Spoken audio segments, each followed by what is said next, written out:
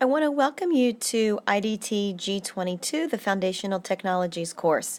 I'm going to walk you through everything that you need to get started in this course. So the first thing that I'd like for you to do is on the left-hand navigation on the side, I'd like for you to click on Instructor Information. You can see under Instructor Information my email address and my work phone number and my location. I'm located in room 101 directly across from the gym, but I am off campus for the summer, so if you need to meet face-to-face, if we could make an appointment, that would be wonderful.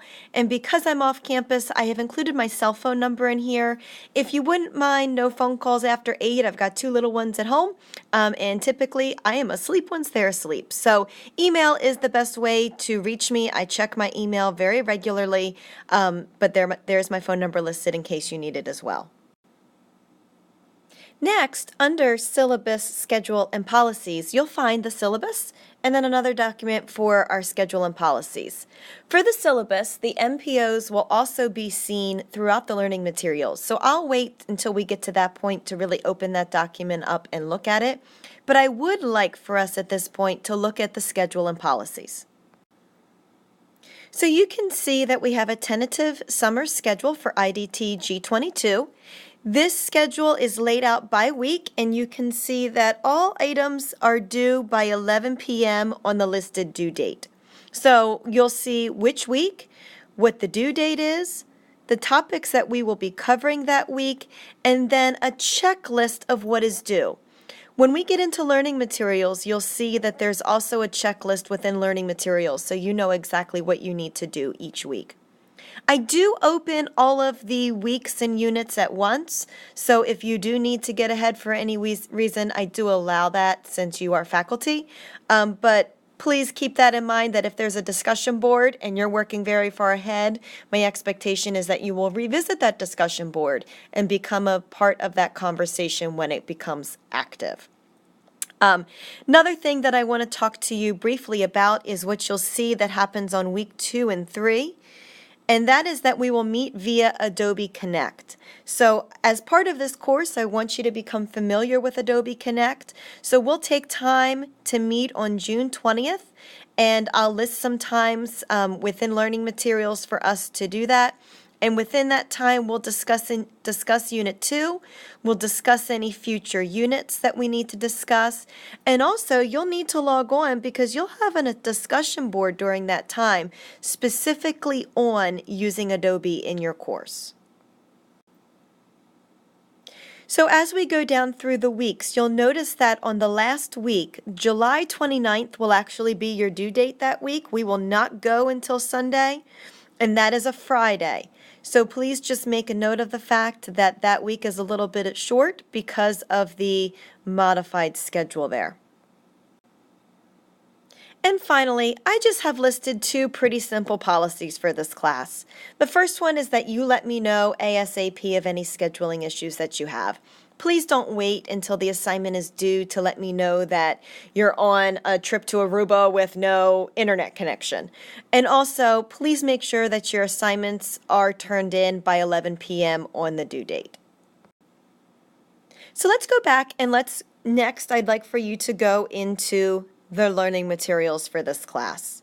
Learning materials will become active in the course when the course begins, because I don't want you working weeks ahead before the course actually starts. So at this point, this is actually a hidden item for you.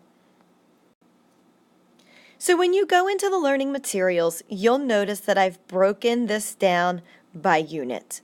Okay, so you're going to go into Unit 1. So when I click on Unit 1, you're going to see that I've got a breakdown for you of what needs to be completed.